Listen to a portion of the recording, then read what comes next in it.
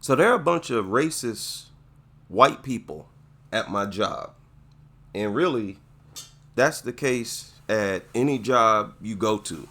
They just keep it to themselves as best they can. And there's this old, I'd say he's around 60, white man. He's very degenerate. And he's a racist. I suspect he's a racist. I know he's a racist.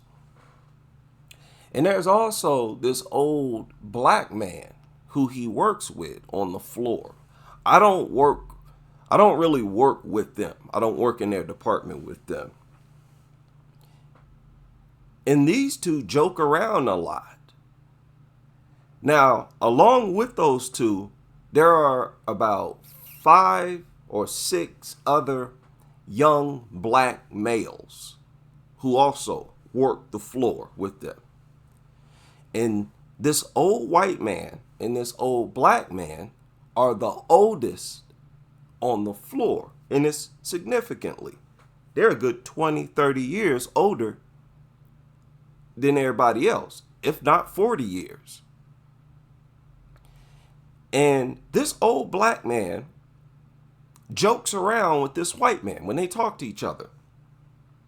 This white man, I heard this white man say to this black man, he said, I will put a noose around your neck and drag you along the back of my truck before I give you reparations.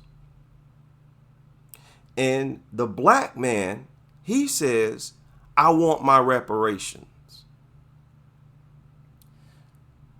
So I questioned the black man about it. I'm like, why are you fostering that type of atmosphere? Why are you allowing him to talk to you and to talk like that? Mind you, this old white man is talking loud enough where the other workers can hear him. So it looks like an older couple who have their own type of relationship, but that white man is being disrespectful. He's saying things that would otherwise get him stomped out. So I questioned him about it. I'm like, why are you letting him talk reckless? And he was like, well, I say things to him too.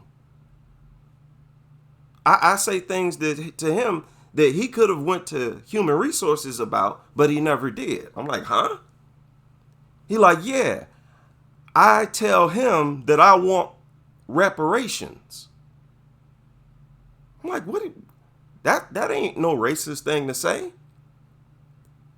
I guess that's supposed to mean that that's his way. That's the black guy's way of accusing the white guy of owning slaves or being a slave or being responsible for slavery. But if reparations are paid out, this old white man ain't going to be, it'll come out of his taxes, but we all paying reparations out of our tax money right now. He ain't per se going to be the one paying reparations to you. So it's not even realistic.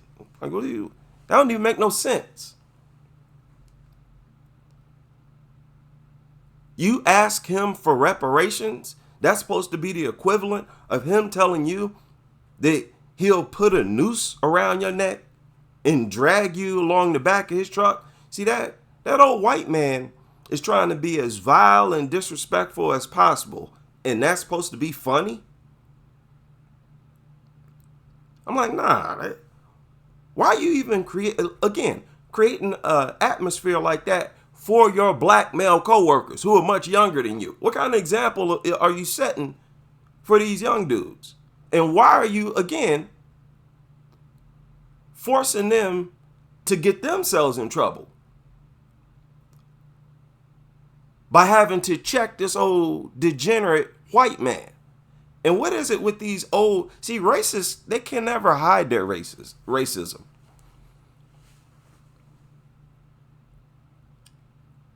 They can never hide it. It always comes out. This old white man's way of being humorous is to say something extremely disrespectful And because it's so over the top and disrespectful, that's supposed to make it funny. When none of it is funny. Ain't nobody on the floor laughing at that BS that they're saying to each other. Bottom line, I'm like, dude, why is you playing with Brad? Why is you playing with him like that? And why are you allowing him to play with you like that? Now, I believe that these types of black men, I think, are raised the types of black men that are raised by single black women.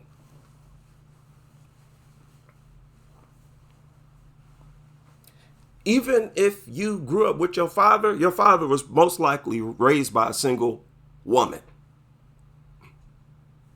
You don't come from no long line of males raised by their fathers. There's no way. In my opinion, that's Keisha culture, energy. That's something that they do.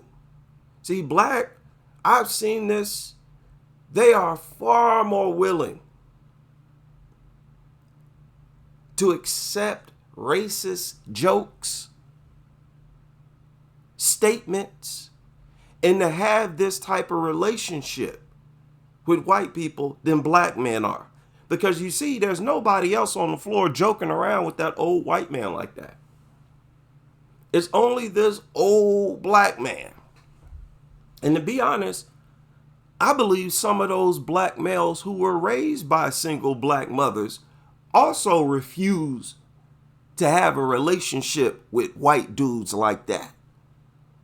They would not do stuff. There are several, and I'm saying that as a matter of fact.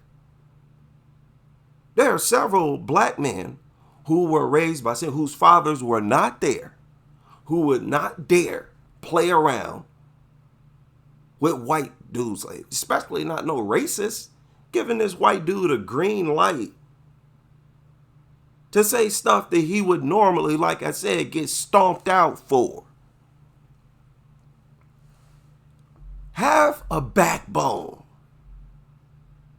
I hate to see black men like this. Now, I tweaked out when this happened. And I started talking loud. Since that old white racist was talking loud, I started talking. And I said some choice. I said that I would have been slapped the taste out of his mouth.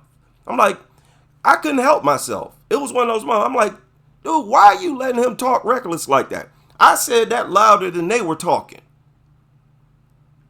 Like, dude, don't let him talk like that. I'd have been slapped the taste out of his mouth.